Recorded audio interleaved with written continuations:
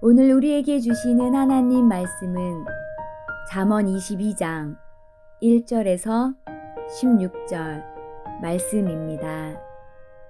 많은 재물보다 명예를 택할 것이요 은이나 금보다 은총을 더욱 택할 것이니라. 가난한 자와 부한 자가 함께 살거니와 그 모두를 지으신 이는 여호와시니라. 슬기로운 자는 재앙을 보면 숨어 피하여도 어리석은 자는 나가다가 해를 받느니라. 겸손과 여호와를 경외함의 보상은 재물과 영광과 생명이니라. 패역한 자의 길에는 가시와 올무가 있거니와 영혼을 지키는 자는 이를 멀리 하느니라.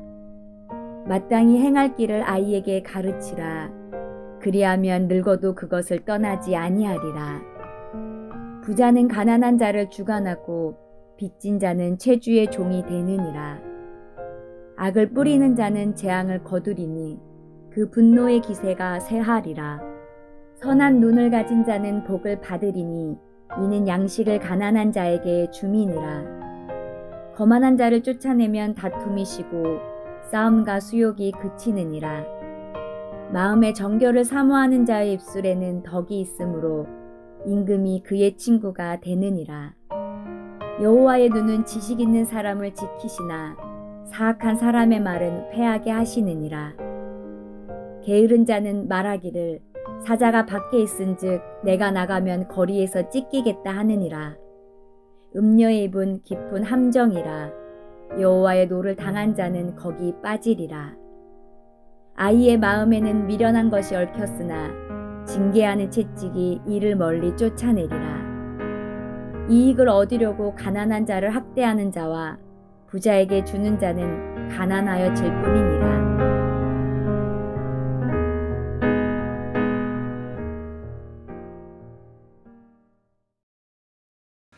오늘 본문으로 솔로몬 잠언 모음집이 끝이 납니다. 10장부터 시작했던 솔로몬 잠언의 모음집은 오늘 본문인 22장 16절에서 끝이 나는 것입니다.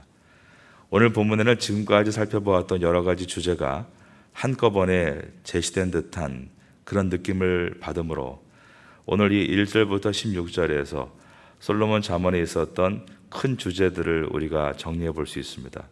첫 번째로 재물에 대한 원칙입니다. 잠언서는 재물에 관련된 가르침이 많이 있습니다.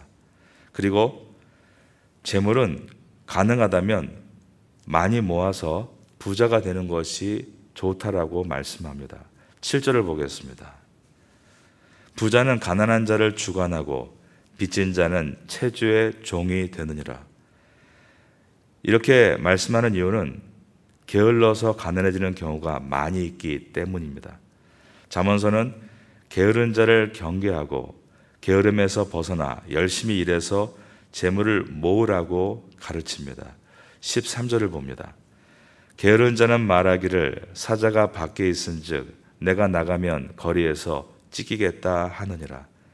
게으른 자는 변명만 일삼으며 밖에 나가 일하지 않으려는 것입니다. 하나님 말씀인 성경은 기본적으로 우리가 건강을 가지고 밖에 나가서 열심히 일하고 땀 흘려 수고한 결과로 재물을 모으는 것을 긍정적으로 말씀합니다. 하지만 재물을 얻기 위해서 명예와 은총을 버려서는 안 된다라고 말씀합니다. 오늘 본문의 첫 절인 22장 1절에 들어있는 말씀입니다. 많은 재물보다 명예를 택할 것이요 은이나 금보다 은총을 더욱 택할 것이니라. 그리고 가난한 자를 학대하고 부자에게 뇌물을 바치는 등의 불의한 방법을 취하는 것은 어리석은 행동이다라고 말씀합니다. 16절을 보겠습니다. 이익을 얻으려고 가난한 자를 학대하는 자와 부자에게 주는 자는 가난하여 질 뿐이니라. 잠언서는 그러므로 결론적으로 우리는 게으름을 버려야 되고 정직하게 열심히 일해서 재물을 모아야 하되, 그러나 가난한 사람들 역시 하나님 앞에서 존귀한 사람들이므로 선한 마음으로 가난한 사람들을 도와줄 줄 아는 자가 하나님 마음에 합당한 이상적인 경제 생활을 하는 사람이다라고 가르칩니다. 9절의 말씀입니다. 선한 눈을 가진 자는 복을 받으리니 이는 양식을 가난한 자에게 주민이라라고 되어 있는 것입니다. 여러분들은 하나님이 주신 여러분의 능력과 가능성과 건강을 통해서 부지런히 일을 하시고 그것을 어려운 우리 이웃들과 나누실 때에 하나님께서 여러분에게 축복해 주시고 선한 은혜로 함께 해 주시기를 예수님의 이름으로 축원합니다. 두 번째로 솔로몬의 잠언에 나타난 큰 주제가 겸손함입니다. 하나님을 경외하고 그분의 주권을 인정하는 태도가 바로 겸손이다라고 말씀합니다. 4절을 보겠습니다. 겸손과 여호와를 경외함은 보상은 재물과 영광과 생명이니라.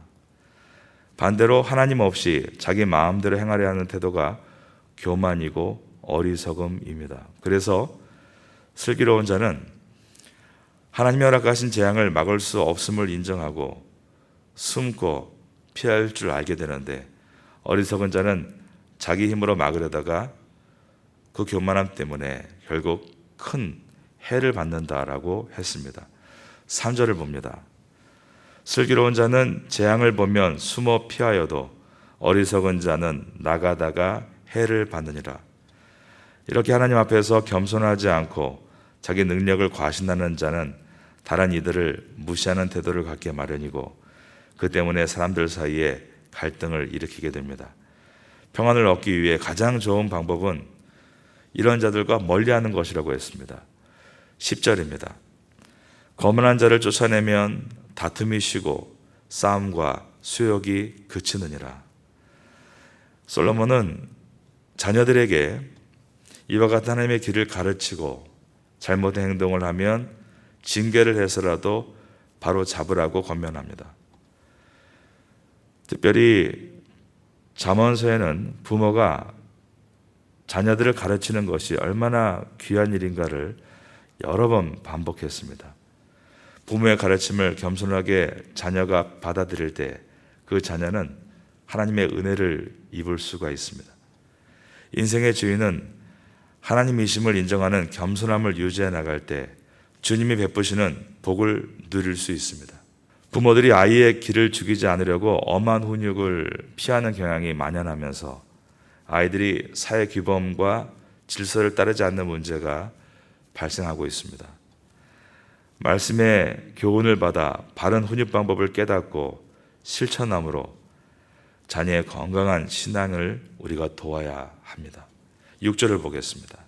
마땅히 행할 길을 아이에게 가르치라. 그리하면 늙어도 그것을 떠나지 아니하리라. 마땅히 행할 길을 아이에게 가르치라는 이 말씀은 교육의 정의이고 또한 교육의 목적을 우리에게 알려줍니다. 오늘날은 과거 어느 시대보다 교육에 관심이 많고 많이 투자하고 있습니다. 그래서 많은 사람들이 최고의 지식을 얻고 있습니다. 그러나 사람으로서 마땅히 행할 길을 가르치기보다 타인과의 경쟁에서 유리한 고지를 차지하기 위한 기술적인 지식 교육이 대부분을 차지합니다. 그러다 보니까 고도의 전문 지식을 가진 사람들이 인간으로서 기본 도리조차 못하는 그러한 부작용을 만들어내고 있습니다. 학교에서는 실용적인 지식을 가르치더라도 가정에서는 아이에게 마땅히 행할 도리를 가르쳐야 되는데 가정에서조차 학교 성적에만 관심이 집중되다 보니 이러한 일들이 벌어지고 있는 것입니다. 마땅한 도리를 배우지 못하면 많은 지식을 사용해서 사회를 이롭게 하기보다 자신의 욕망을 채우기 위해 많은 사람에게 해악을 끼칠 수 있습니다. 자본은 정해져 있는데 그리고 자원도 정해져 있는데 누군가 주식을 가지고 여러 가지 방법을 가지고 그 모든 자원과 돈을 끌어모으면 가난한 사람들은 더 가난하게 되는 것입니다.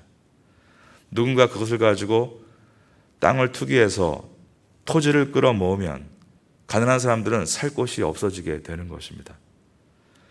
그러기에 성도는 하나님의 말씀을 근거로 아이에게 하나님을 경외하고 이웃을 어떻게 사랑해야 되는지를 배움으로써 하나님의 자녀로 마땅히 행할 바를 배우며 자라가는 데에 목적이 있습니다. 단지 성경을 외우게 하거나 읽는 것을 넘어서서 삶에서 실천하는 교육이 필요한데, 그러기 위해서는 무엇보다 먼저 어른이 본을 보이는 것이 필수입니다. 본을 보이지 못하면서 말로만 하나님 말씀을 가르치면 아이가 오히려 거부감을 갖고, 말씀은 문제가 없는데 말씀을 갖고 있는 사람들의 잘못된 태도를 보며 이 말씀에 대해서 회의를 품게 되는 것입니다. 그러므로 성도는 자신이 먼저 하나님의 말씀대로 순종하는 삶을 살면서 완벽할 수 없지만 노력과 헌신을 통해 자녀들에게 하나님 말씀에 순종하는 법을 자연스럽게 배우도록 인도해 주어야 하는 것입니다. 15절을 보겠습니다. 아이의 마음에는 미련한 것이 얽혔으나 징계하는 채찍이 이를 멀리 쫓아내리라. 이 말씀은 사람의 악한 본성과 그것을 고치는 방법에 대한 교훈입니다. 아이의 마음에는 미련한 것이 얽혀 있다. 징계하는 채찍이 이를 멀리 쫓아낼 것이다. 사람의 선악에 대한 이론으로 성선설과 성악설이 있습니다. 그런데 성경의 가르침은 성악설입니다. 아담의 원죄 아래에서 태어난 사람은 죄의 본성을 가지고 태어나기 때문입니다. 그래서 사람은 처음부터 악하다. 이것이 성경의 가르침입니다. 창세기 1장부터 2장까지 태초의 사람을 얘기할 때는 성선설이 맞겠지만, 창세기 3장에서 인간의 범죄로 죄악이 들어오고 아담과 하와의 그 다음 세대부터는 성악설로 우리가 이해할 수 있는 것입니다. 그러기에 잠언 저자는 아이를 상하게 때리는 것이 악을 없이 한다라고까지 말씀하고 있는 것입니다. 오늘날 매를 드는 것을 잘못된 훈용 방법이나 학대로 여기며 꺼리는 경향이 분명히 있습니다. 이런 일을 예상했기 때문에 아이를 훈계하지 아니하려고 하지 말라. 그리고 채찍으로 그를 때릴지라도 그가 죽지 아니하리라. 23장 13절에서 단호하게 교훈했습니다. 아이를 훈육하는 것도 어렵고 또 아이에게 과하게 훈육하는 것도 하지 말아야 된다라고 말씀하고 있는 것입니다. 오늘날 아동학대 그리고 그 외에 많은 자녀에 대한 학대가 적나라하게 있다는 것을 우리가 부정할 수 없습니다. 그러므로 요즘은 가정에서도 훈육에 손을 놓고 있고, 학교는 당연히 이 훈육에 대해서 더 이상 관여하지 못할 정도로 우리 아이들은 오히려 훈육에 대해서 방치되고 있습니다. 어디서든지 우리가 자녀들을 위한 훈육이 필요합니다. 아유, 내가 이것을 했다가 괜히 미움만 당하고 잘못되는 것이 아닌가. 주 앞에 기도해야 합니다. 어떻게 훈육해서 아이들을 인격적으로 길러낼 수 있을지를 우리는 계속해서 묻고 또 방법을 찾아 나가야 하는 것입니다. 여러분의 가정 안에 어려운 훈육을 끝까지 포기하지 않고, 그러나 과한 훈육으로 인해서 자녀가 상처받지 않도록 늘 깨어 기도하며 지혜를 구할 수 있게 되기를 예수님의 이름으로 축원합니다. 세 번째로 솔로몬 잠언의 주제는 죄악을 멀리하라입니다.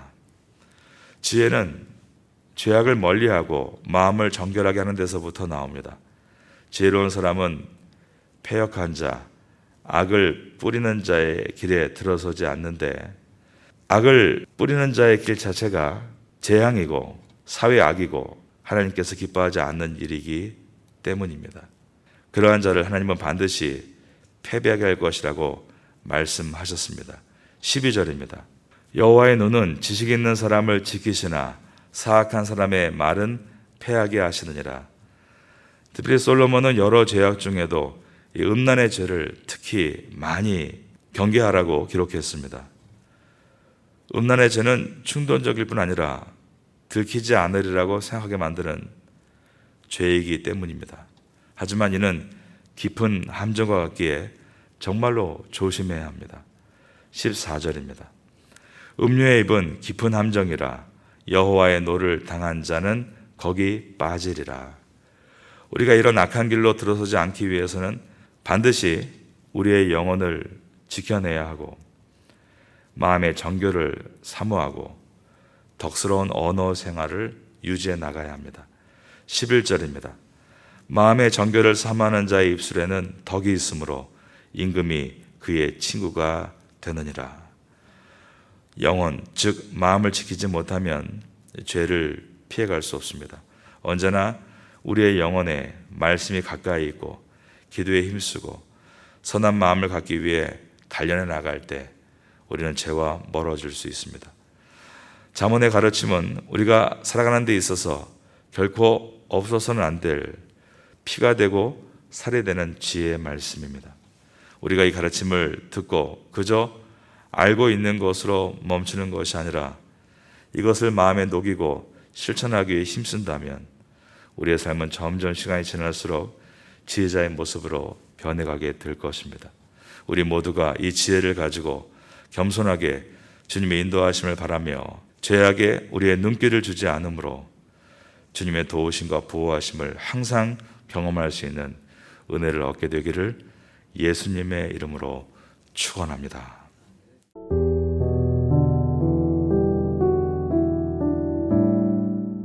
지금은 함께 기도하는 시간입니다. 11월의 기도 제목은 첫째, 새해 하나님께서 주실 교회 비전을 위해. 둘째, 새해 하나님께서 만들어 가실 각 부 및 각 팀 구성을 위해. 셋째, 새해 새롭게 시작하는 교회 학교와 태국 예배부와 장애인부를 위해. 넷째, 새해 하나님께서 인도하실 개인의 가정과 학업과 사업을 위해. 말씀을 붙잡고 기도하는 귀한 시간 되시기를 소망합니다.